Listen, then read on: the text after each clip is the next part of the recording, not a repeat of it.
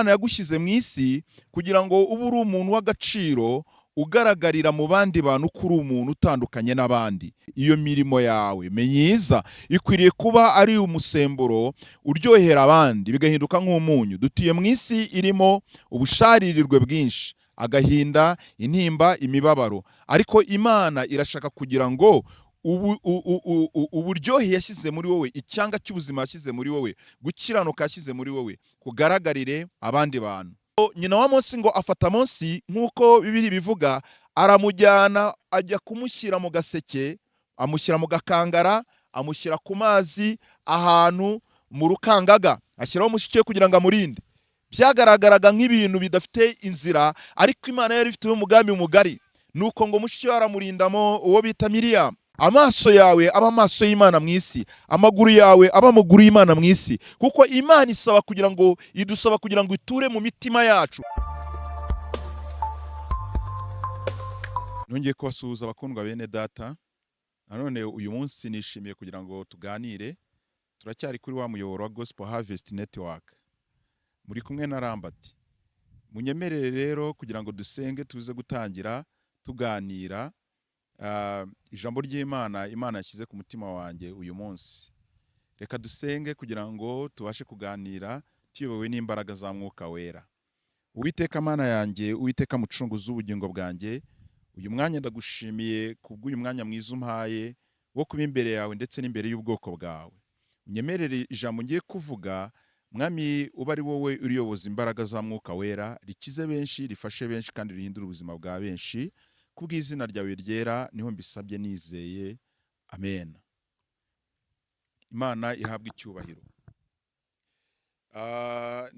Banje kubashimira abakundwa bene data bakunda gukurikirana ibiganiro bya Gospel Harvest Network. Biratunezeza cyane iyo hagize abantu bakurikirana ibiganiro byacu, ndetse rimwe na rimwe tukabona comment zabo. Natwe dukunda kunezererwa za comment zanyu mwandika, ndetse tukazirikana ko mufatanyije natwe urugendo rujya mu ijuru. Rero Imana ibaha umugisha, tubasaba umugisha ukomeye w'Imana, kandi namwe mujya musharinga ibyigisho byacu kugira ngo bibashe kugera ku bandi, bibashe gukiza abandi. Nukuri uwo murimo mukora ni umurimo mwiza, Imana itazabura kubabahera umugisha. Imana izabahembera, izabibahera umugisha, kuko mufatanyije natwe kwamamaza ubutumwa bwiza. Rero uyu munsi nishimiye kugira ngo tuze kuganira ijambo rivuga ngo dukwiriye kugaragaza umwihariko, cyangwa se ukwiriye kugaragaza umwihariko. Umwihariko ni iki?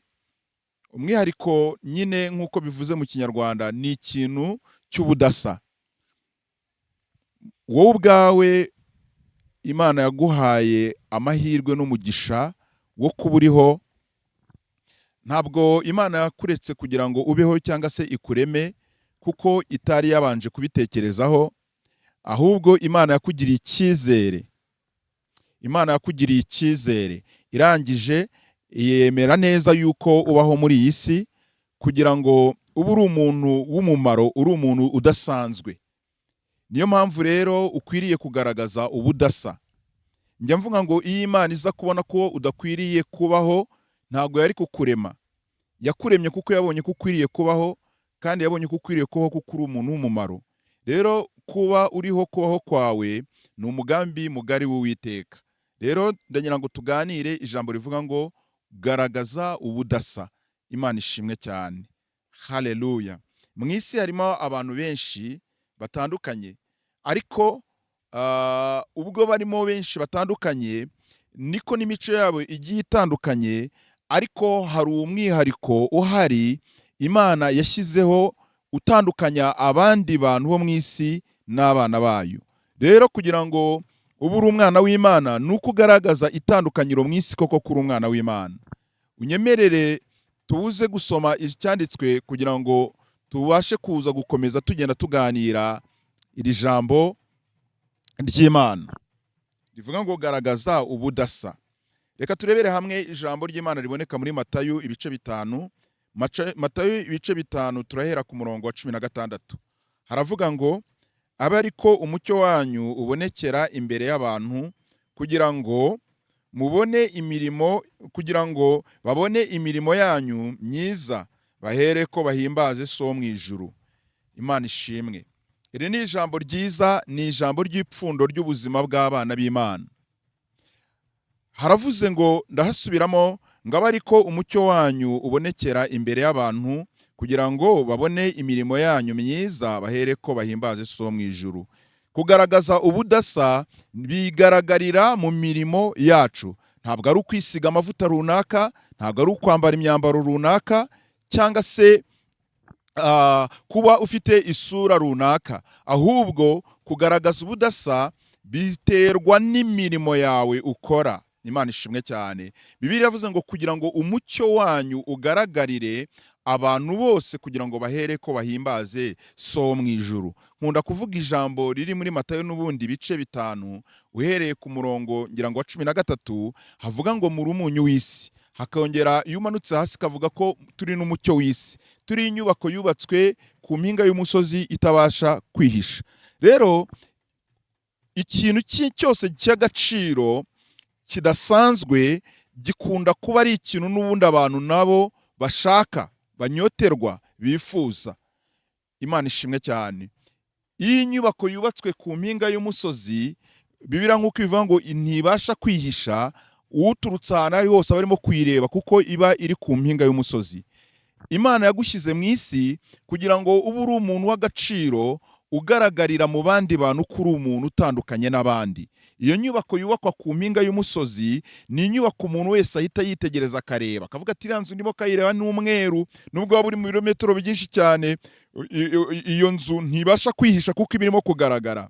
Iyo rero Bibiliya kandi ivuga ngo turi umunyu w'isi, nuko Bibiliya cyangwa se Imana ibigaragaza ko yagushyizemo ikintu cy'agaciro kidasanzwe. Icyo kintu Imana yashyize muri wowe cy'agaciro ari kigereranya n'umunyu, nicyo kintu gikwiriye kuba kikuranga muri ubu buzima bwawe. Iyo mirimo yawe myiza ikwiriye kuba ari umusemburo uryohera abandi bigahinduka nk'umunyu. Dutuye mu isi irimo ubusharirirwe bwinshi, agahinda, intimba, imibabaro, ariko Imana irashaka kugira ngo uburyohe yashyize muri wowe, icyanga cy'ubuzima yashyize muri wowe, gukiranuka yashyize muri wowe, kugaragarire abandi bantu.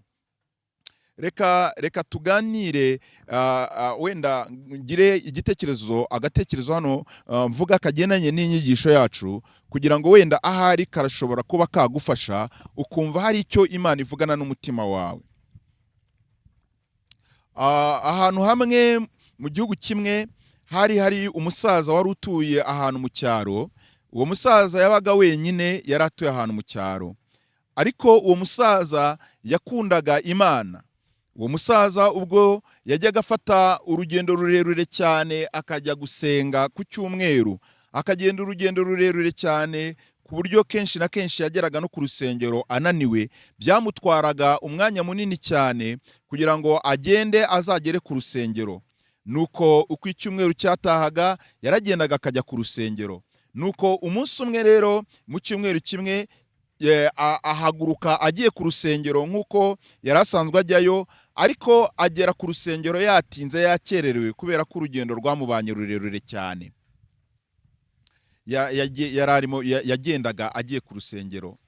Nuko ubwo yageraga ku rusengero yasanze iteraniro ryatangiye, asanga abantu bamaze kuzura mu rusengero, asanga nta ntebe n'imwe isigaye yo kwicaraho. Nuko umusaza n'umunaniro mwinshi n'urugendo rurerure yakoze, arangije arahagarara inyuma, ahagarara arimo kumva ubutumwa bwiza, ariko ahagarara adafite imbaraga zihagije zo kumeza kureba kumva ibirimo ibibwirizwa cyangwa se n'amateraniro mu rusange arimo gukorerwa mu rusengero. Nuko uko umusaza akomeje guhagarara nta muntu wigeze amwitaho. Uyu musaza yari asanzwe mu rusengero, ntabwo yakundaga kuvuga byari ingume kugira ngo avugane n'abantu, yarazaga akisengera akigendera, nta bantu bari bamuzi, nta wari waramuhaye, nta muntu wari warigeze amenya uyu musaza kuko n'ubundi ntabwo yakundaga kuganira cyangwa avugane n'abantu batandukanye, yarazaga akisengera akitahira. Bityo rero ageze mu rusengero nta muntu wigeze abasha kwita kuri we cyangwa se anamutekerezeho kuko ntabwo yari umuntu unazwi cyane mu rusengero. Ariko ngo ubwo yarahagaze ngo umuhungu umwe w'umusore aramwitegereza, amenya neza yuko abona uwo musaza amaze kumwitegereza, abona nta wundi muntu wigeze abasha kumwitaho ngo amugirire impuhwe, byibuze abashe kumuha icyicaro. Umusaza yari ahagaze, yari ananiwe, nuko uwo musore ngo ahaguruka ku ntebe ye, arangije aragenda abwira umusaza, aramubwira ati muzehe wakwicara ku ntebe. Maze umusaza nawe aragenda yicara ku ntebe, arangije atuje yitegereza uwo muhungu mu maso, arangije aramubwira ngo urakoze mwana wanjye. Umuhungu arangije aragenda arihagararira, akomeza guhagarara we. Umusaza yumva amateraniro. Pasiteri ari imbere yarabyitegereje, icyo gikorwa cyamuciye mu maso aracyitegereza, arangije arondora uwo musaza yuko umusaza yari amaze gufata ibyemezo mu mutima we yuko atazigera agaruka gusenga aho ngaho ku rusengero, kubera ko urugendo rwari runini. Yaraje asanga rimwe na rimwe niko bizarushaho kugenda bigenda, ko azaza akabura umuntu wamuhagurukira. Yari abonye umuntu umuhagurukiye, ariko ubwo uwo musore yamuhagurukiraga umusaza akicara, yararuhutse aranezerwa. Icyumweru cyakurikiye umusaza yaragiye azana n'undi musaza mugenzi we bari baturanye, abaraza baza gusenga. Icyumweru kindi cyakurikiye ntabwo umusaza yazanye n'umusaza gusa, yaragiye atangira gukoranya abantu mu mudugudu yari atuyemo, arababwira ati nabonye urusengero bafite umutima mwiza, bubaha abantu, nimuze tujye gusenga. Umwaka wagiye kurangira, wa musaza amaze guhindura abantu benshi muri icyo cyaro, yazanye kuri Kristo Yesu, baraza binjira muri urwo rusengero. Baba muri urwo rusengero kubera yuko igikorwa kimwe cyakoretse. Uwo musore yakoze igikorwa cyoroheje cyo gutanga intebe imwe gusa kugira ngo umusaza yicare, we yihangane byibuze ahagarare.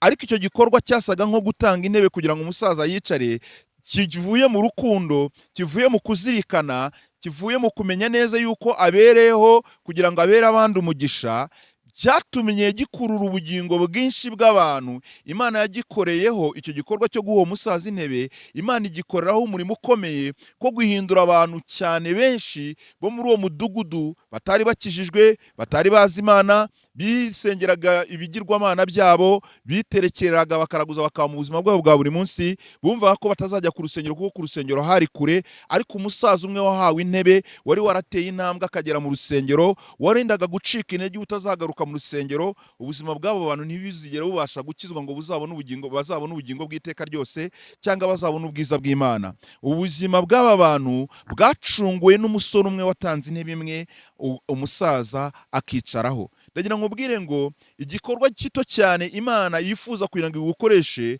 ku budasa bwawe, wowe ushobora kukibona nk'ikintu cyoroheje. Isengesho ryawe rya buri munsi ushobora kubona nk'ikintu cyoroheje.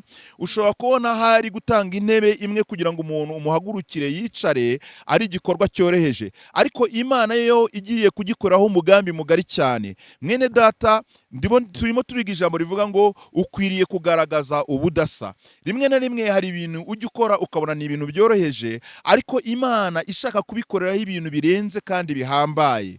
Muri icyo cyaro ubwo abantu benshi bavuye bagakizwa, amateka avuga ko muri icyo cyaro haje kuvayo n'abakozi b'Imana bahinduka abashumba, bahinduka abapasitoro, babwiriza ubutumwa bwiza, bakiza imitima y'abantu ibihumbi byinshi cyane. Ntekereza ko iki gikorwa umusore yakoze ntabwo kizigera kibagirana mu ijuru, kandi ntabwo iki gikorwa yakoze yari azi ingaruka kizazana. Ndagira ngo ubwire ngo mwene data, umucyo wawe ukwiye kugaragarira abantu bose kugira ngo bahere ko bahimbaze so mu ijuru. Uyu musaza byagombaga kuba agiye kunanirwa utazagaruka mu rusengero. Ni nayo myanzuro yari afashe yuko abona ko urwo rugendo akora rurerure, ubwo azaza akagera mu rusengero akazirirwa ahagaze kandi ananiwe cyane ko bitazamushobokera. Yari afashe umwanzuro wo kuzaza yisengera mu rugo. Ni ukuvuga ngo abo bantu bose bari inyuma y'uyu musaza bari bagiye kuzarata amahirwe yo kuzabona ubugingo bw'iteka ryose, yo kuzakizwa. Ariko kino gikorwa umusore yakoze cyagaragaje ubudasa budasanzwe, kubera ko yagikoranye umutima ukunze, azirikana ko ibyo bikoze kugira ngo izina ry'Uwiteka Imana rihabwe icyubahiro. Rero mwene data, nagira ngo nkwibutse ngo turi umucyo w'isi. rimwe na rimwe hari ibintu bimwe na bimwe abantu banga gukora babifitiye ubushobozi bwinshi, kandi Imana yarabashyize mu isi kugira ngo babashe gukora ibyo bintu kuko ari biba yaratumye. Birashoboka ko abantu bari muri uru rusengero bose nta n'umwe wiyumvisemo umuhamagaro wo guha umusaza intebe. Birashoboka ko abandi bose batigeze bashaka no kubitekerezaho cyangwa babyiteho, bumvaga bikunze ku giti cyabo, ariko uyu musore yariyanze aha umusaza intebe kugira ngo izina ry'Imana rihabwe icyubahiro. Birangira umusaza anezerewe kubera agaciro bamuhaye mu rusengero, yumva urusengero rwose ararukunze cyane, yumva ahawe n'agaciro nk'umuntu w'icyubahiro, nyamara nubwo yagaragara nk'umuntu uciriritse, ariko muri we hari habitsemo ubutunzi bukomeye bw'Imana. Mwene data, wa muntu wona umeze nk'uciriritse, wa muntu wona umeze nk'usuzuguritse, birashoboka ko kuri we hariho misiyo ikomeye cyane y'Imana, ariko ari wowe ukeneye kugira ngo uzahinduke urufunguzo rwayo. Turimo turiga ijambo rivuga ngo ukwiriye kugaragaza ubudasa. Imana nishimwe cyane. Abantu benshi bakomeye bagiye bava mu bantu boroheje. Hari inkuru nigeze kumva yindi y'umuntu umwe mu gihugu kimwe, ngo hari umwana yarafite iwabo ntago bari bakize, bari abakene, ise yarashaje na mama we yarashaje, ndetse umuryango wabo ntago bari bafite ubutunzi bukomeye. Ngo uwo mwana rero igihe kimwe akajya ajya ku ishuri, ngo ubwo yajyaga ku ishuri kubera ko rimwe na rimwe byagoraga ababyeyi be kwishyura amafaranga ya minerivare, ariko ngo uwo mwana umunsi umwe yagiye ku ishuri baza kumwirukana nk'uko bajya birukana abana ku ishuri, bakabirukana kuko bataratanga minerivare. Ngo nuko uwo mwana ubwo yari yageze ku ishuri kandi nawe yakoraga urugendo rurerure cyane agiye ku ishuri, ngo nuko ngo umusaza nako ngo ari mu nzira agenda, ngo aca ku umuntu umwe wari uragiye inka. Umuntu wari uragiye inka ngo aramwitegereza, aramubaza ati mbe wa mwana we, niki gitumye utashye aya masaha kuri iri zuba utize? Ngo nuko umwana aramubwira ati banyirukanye ku ishuri kuko nta mafaranga y'ishuri. Ngo nuko uwo musaza aramubaza ati se iwanyu ntabwo babasha kwishyura amafaranga y'ishuri? Uwo mwana aramubwira ati biragoye cyane kugira ngo iwacu babashe kubona amafaranga y'ishuri, bijya bibagora, niyo mpamvu kenshi na kenshi banyirukana. Aramubwira ati se ukunda ishuri wa mwana we, urumva ukeneye kwiga? Umwana aramubwira ati rwose nkeneye kwiga kuko nifuza kugira ngo nanjye ngume ku ishuri nk'abandi bana.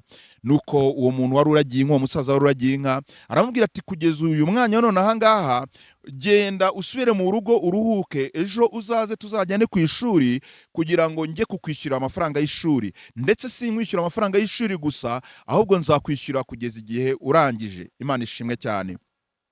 Uyu muntu wari wiragiriye inka ze agira umutima w'urukundo.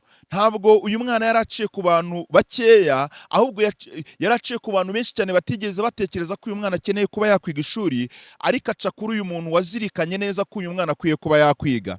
Imyaka yakurikiyeho umwana yarize aba umuhanga. Amateka baravuga ngo muri iyo nkuru baravuga ngo nuko uwo mwana arangije kwiga, arangiza amashuri, akomeza gutsinda, byaje kugeza igihe uyu mwana yaje kuba umuntu ukomeye, aba umuntu ukomeye mu gihugu cyabo, akiza ubugingo bw'abantu benshi cyane, agaburira abakene, agaburira abashonje, afasha indushyi n'abapfakazi. Arangije igihugu arakidevelopa cy'iwabo, agihindura igihugu cyiza gikomeye, igihugu kiramamara cy'iwabo, cyamamara mu bihugu bitandukanye ku isi hirya no hino, kubera ko hari umuntu umwe witegereje uyu mwana. Nubwo yagaragaraga nk'umwana usanzwe, amwitegerezaho ko akwiriye amahirwe. Imana ikoresha uyu muntu wari wiragiriye inka ze kugira ngo azakize ubugingo bw'abantu benshi, kandi kugira ngo igihe kizagera uyu mwana iby'Imana yarebetse bizabashe kugira umumaro udasanzwe. Rero mwene data, birashoboka cyane ko uyu munsi wa none hari ibintu ujya ubona ugasuzugura, nyamara Imana iguhaye misiyo kugira ngo uzakore ibintu bidasanzwe. Uyu munsi wa none birashoboka ko uwo musaza wakoze icyo gikorwa yakijije ubwo bugingo bw'abantu benshi cyane, agatuma igihugu cyabo gitera imbere mu buryo budasanzwe, kubera ko yagiriye neza umuntu ugaragara nkaho aciriritse, nyamara muri we harimo ubutunzi bukomeye Imana yabitse muri we. Bituma ubugingo bw'abantu benshi, ubuzima bw'abantu benshi baruhuka ndetse bazabaho neza, kubera yuko hari umuntu umwe wakoze urufunguzo rumwe akarushyira mu ngufuri ikwiriye gufungurwa, agafungura ubuzima bw'umuntu kuko yarabufitiye ubushobozi. Mwene data, uyu munsi wa none nawe urahamagarirwa kugira ngo ukore ubudasa. Ukwiriye kubaho mu buzima bubera abandi umugisha. Ahari Imana yakubitsemo ibintu bihambaye utaramenya ingano yabyo, kubera yuko utarasobanukirwa ko Imana ishaka kugukoresha. Cya gikorwa gitoya Imana igusaba kugira ngo ukore, Imana igifitemo umugambi mugari y'ibyo ishaka kuzakora ku buzima bw'abandi bantu. Mwene data, rero turimo turiga ijambo rivuga ngo ukwiriye kugaragaza ubudasa. Imana yagushyize mu isi, ihagushyira nk'umuntu udasanzwe, ihagushyira nk'umuntu uzakora ibintu bidasanzwe, kubera yuko Imana y'ubwayo ntago yigeze irema umuntu idafite umugambi mugari ku buzima bwe. Mwene data, ndagira ngo nkwibutse inkuru y'umugabo bita Moses tutararangiza munsi wafashije ubwoko bw'Imana Abisiraheli. Uyu munsi yavutse mu gihe gikomeye, avuka mu gihe bicaga abana b'abahungu, avuka mu gihe muri Egiputa bari bararambiwe, abana b'Imana bari muri gihugu cya Egiputa barabarambiwe bashaka kugira ngo babikize babakureho. Nuko igihe Mose yavukaga, avuka rero hariho icyo gikorwa cyo kugira ngo bice abana b'abahungu, kugira ngo abayuda badakomeza kororoka ngo bagwire mu gihugu cya Egiputa, kuko abanyegiputa bari bafite ubwoba yuko abayuda bashobora kuzafata igihugu cyabo. Nuko nyina wa Mose ngo afata Mose nk'uko Bibiri bivuga, aramujyana ajya kumushyira mu gaseke, amushyira mu gakangara, amushyira ku mazi ahantu mu rukangaga, ashyiraho mushiki we kugira ngo amurinde. Byagaragaraga nk'ibintu bidafite inzira, ariko Imana yari ifite umugambi mugari. Nuko ngo mushiki we aramurindamo uwo bita Miriam, ngo ariko ngo umwana w'umwami, umwana wa Farawo, ngo amanuka agiye ku mazi kujya koga. Agezeyo ahabona ngo yumva akana k'agahinja karimo kurira, arangije agira impuhwe. Yumvise akana k'agahinja karimo kurira, agira impuhwe, arangije ngo aravuga ngo mugende munzanire kariya kana. Aragafata ko kana gatoya, akana kasaga nk'undi bwana, ndetse kasaga nk'akana katawe, kari ahantu muri kondisiyo imeze nk'idasobanutse, ariko nubwo kari karaho hari umugambi mu Imana mugari wari uri ku buzima bwako. Nuko akajyana iwabo ibwami nyine. Nubwo bicaga Abaheburayo, bakitegereje ntibakica, kubera ko uwo mukobwa yari yakagiriye impuhwe. Uyu mukobwa umwana wa Farawo akagira impuhwe, ngo nuko bakarera kwa Farawo Mose, niko amateka avuga. Ariko natinze mu nkuru ya Mose kuko abantu benshi barayizi.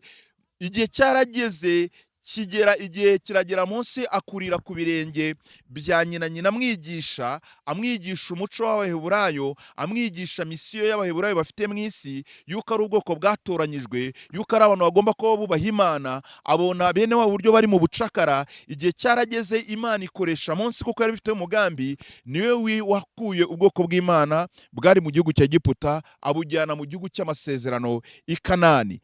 Kubera iki? Kubera ko hari umuntu wagize impuhwe, kubera ko umubyeyi we yitegereje uyu mwana, nubwo ari umwana mutoya, ariko aravuga ngo biragaragara ko uyu mwana muhawe, ariko ntamuhawe gusa, ahubwo muhawe kugira ngo mbashe kumurinda. Kubera ko hari mushiki we wagiye agahagarara agakomeza kurinda ako gaseke, kubera ko hari umuntu wagize impuhwe. Imana igikoresha amaboko y'abantu batandukanye kugira ngo itegure destiny z'abandi bantu.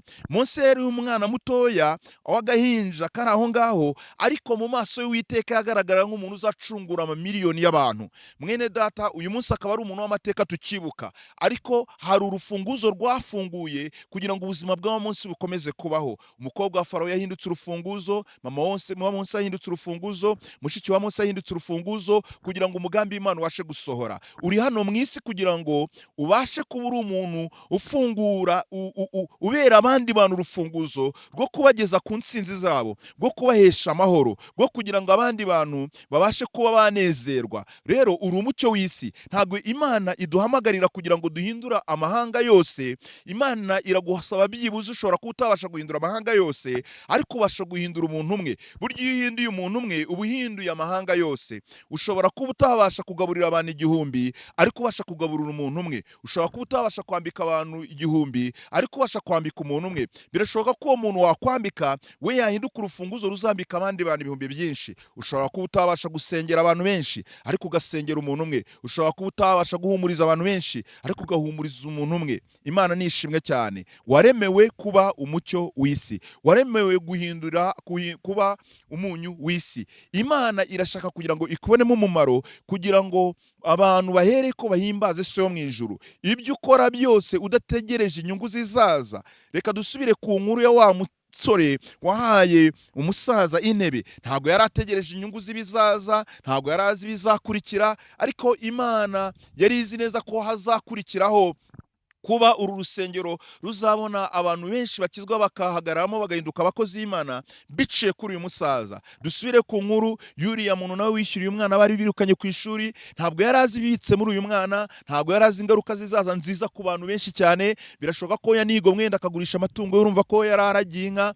Birashoboka ko ahari yagiye yigomwa ibyo yakariye akishyura uwo mwana, akora igikorwa cyiza cy'urukundo. Ntabwo yari azi ingaruka nyinshi cyane zizabaho nyuma yo guterura uyu mwana akabasha kwiga akajijuka, ko uyu mwana azagira umumaro ubuzima bw'abantu benshi cyane, ibihumbi by'abantu benshi cyane, ndetse akaba umuntu udasanzwe. We yabikoze nk'ukora ineza ye gusa. Uyu munsi wa none nawe mwene data ubaka ubuzima bwawe kugira ngo ibyo ukora byose biheshe izina ry'Uwiteka Imana icyubahiro. Ntabwo yabikoze ngo uyu mwana azamwishyure, yabikoze kuko yumvaga avuga ati mbayeho kugira ngo mbere abandi bantu umumaro. Uyu munsi wa none urahamagarirwa kubera abandi bantu umumaro. Wenda birashoboka ko uyu munsi wa none kubera iminsi wanyuzemo hari abagiye baguhemukira ugafata umwanzuro wo kutazongera kugira neza, hari abagiye baguhemukira ugafata umwanzuro wo kuba hari utazongera gukora imirimo yo gukiranuka, ariko urahamagarirwa kumenya ngo ukiriho mu isi ukwiriye kuba umunyu w'isi, ukiriho mu isi ukwiriye kuba umucyo w'isi. Imana ni ishimwe cyane. Haleluya. Impuhwe zawe zirakenewe mu isi, imbabazi zawe zirakenewe mu isi, gufasha abantu kurakenewe mu isi, kubwiriza ubutumwa bwiza kurakenewe mu isi. Imagine uyu munsi wa none nimba ubayeho ubuzima bwawe buri munsi wirebaho wowe gusa wikunze, kuko wirebaho ukabona n'ibyo ufite ntibiguhagije. Imana ishimwe cyane. Kuko wirebaho ukabona ahari ufite byinshi ugisonzeye. Reka nkubwire ikintu kimwe, ntabwo isi izarinda irangira abatuye ku isi bagihifuza. Nta muntu n'umwe wigeze ugera ku rwego rwo kuba yumva ahagije amarangamutima ye, ahagije ibyo yikwije ibyo akeneye byose. Bibiliya ivuga ijambo rikomeye ikavuga ngo ukiranuka muri bikeya azongererwa na byinshi. Mwene data rero, baho ubuzima bwawe mu buzima bwose bwo kugira ngo uheshe Imana yawe icyubahiro. Icyo ni cyo cyitwa kuba umucyo w'isi. Imana ishimwe cyane. Ukuba umucyo w'isi, ikontorore wirebewe mu buzima bwawe. Ese ubereye abandi bantu umugisha cyangwa se ahubwo wahindukiye ibisharira abantu? Imana ishimwe cyane. Haleluya. Ubereye abandi bantu umugisha, urugo rwawe rubereye umugisha, abaturanyi bawe bebereye umugisha, itorero ryawe usengera muri bereye umugisha. Warahindutse, uri umwana w'Imana, uri umugenzi ujya mu ijuru. Hari ijambo rimwe, hari ikintu kimwe njya nzirikana Yesu yavuze.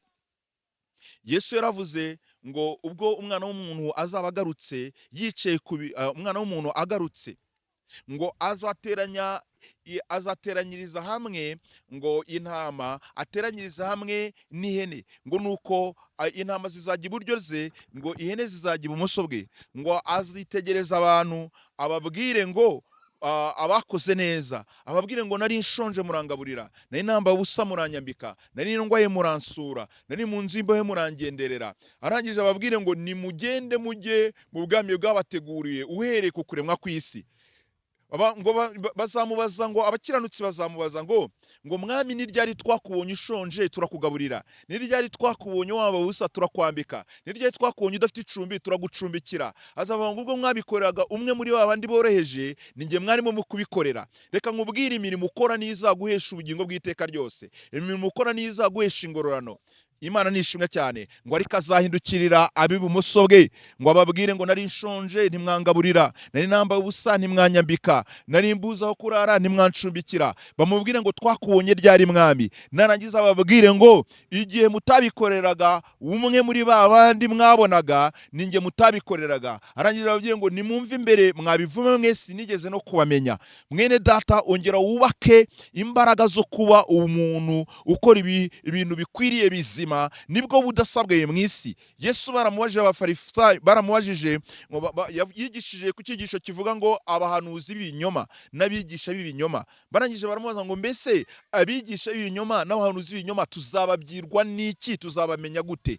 Yesu arababwira ngo muzabamenyera ku mbuto zabo. Reka nkubwire mwene data, imbuto zawe nizo zigaragaza ko uri umwana w'Imana.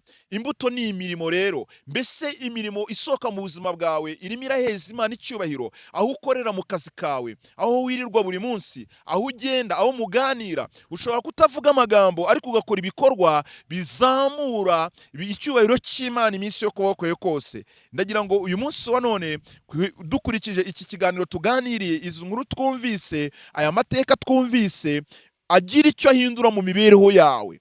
Wa muntu ubona umeze nk'aho atafite akamaro mu maso y'abandi bantu, wereka uwo mumaro mu buzima bwawe. Wa muntu ukoresha mu rugo ubona ko ahari ari umuntu uciriritse, reka utangire kumubona nk'umuntu mugari cyane, ahari ko ari wowe Imana yahaye misiyo yo kugira ngo uhindure ubuzima bwe. Wa muntu wabonaga ubona ko ahari ubuzima bwamucanze, Imana ni wowe irimo kwereka amaso yawe, ni wowe ukwiye kureba yuko ari wowe ukwiriye guhindura ubuzima bwe. Nyamara rimwe na rimwe hari igihe ufite ibisaze. Haleluya, haleluya. Hari igihe ufite ibisaze. Dufite abantu benshi, dufite abana benshi bavuye mu mashuri, nyamara rimwe na rimwe amashuri ya leta ntago yishyura amafaranga menshi, yishyura amafaranga rwose amafaranga rimwe na rimwe wowe imbaraga Imana yagutije ushobora guterura abana nka 15. Rimwe na rimwe abo bana bajya ku ishuri nta nkweto cyangwa ibindi bintu, nyamara hari n'izo mwajugunye kandi we azifashe izo ngizo ugaragara wowe ubona ko zashaje, we ku buzima bwe yabona ari shyashya. Mwene da, iga gukora neza. Nyamara uri muri rwa rusengero, amaso yawe kugira ngo atangire kukwereka abafite ibyo bakeneye kandi wowe ushobora kugira ngo babafashemo. Uraza ugasenga, ugahindura imyambaro, ugahindura iya kabiri, ukazahindura iya gatatu, ukazahindura iya kane. Ntago amaso yawe arahindukira ngo urebe ujya kugirira neza. Gukora neza uko ibumoso niko ukabimenye. Mwene data, kora bucece, kuko igikorerwa mu rwiherero n'ikivugirwa mu rwiherero kizagaragara ku karubanda. Imana yitegereza mu isi inyenyeri zakamo. Izo nyenyeri nawe rekube mu mwene data. Inyenyeri ni abakiranutsi. Abakiranutsi ni abatwara mucyo mu isi. Iyo ugiriye neza abantu baranezerwa. Iyo ubayeho mu buzima bufasha abandi bantu, abantu barishima. Ubuzima bwawe wiza kuvuga ko hari buciriritse nta muntu wafasha. Gira uburyo wubaka imibereho yawe yo kugenda ufasha abandi, maze uzaba urimo guhesha so mu ijuru icyubahiro. Uzaba ubayeho mu budasabwa abandi bantu, kuko abenshi mu isi bibayeho birebaho, babayeho bita ku nyungu zabo gusa. Ariko nutangira kubaka ubwo buzima bushyira abandi imbere, n'Imana nayo izagushyira imbere. Imana ibaho umugisha.